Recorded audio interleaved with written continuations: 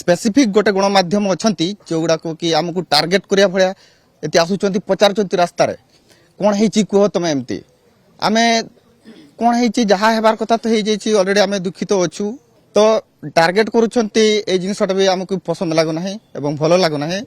जहा गण माध्यम अछि कि से माने एमती करूछंती हमको प्रशासन भी या परे जेतिकी कार्यानुष्ठान नेबार कथा नै चलेछि किंतु ताठर ऊपरे कि ए गणमाध्यम माने अछंती कि कहउछंती कुह तमे जेतिकी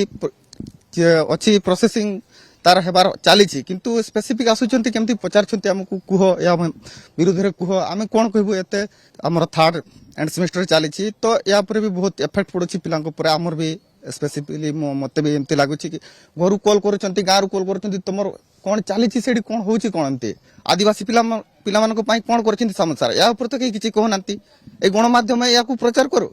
पिलामानको एते पिला पाठ पढैले 40,000 50,000 केते पिला पाठ पढिछंती पढि केते को जगह कोन नाम अर्जन करिछंती या विषय तो काई दिने भी कहि नै ए गोटे माथ्य होइछि आमे भी दुखित अछु ए घटना प्रति हेले भी एतिकी हमको बहुत निर्यातना दिया जाछि भडा लागुछि हमको।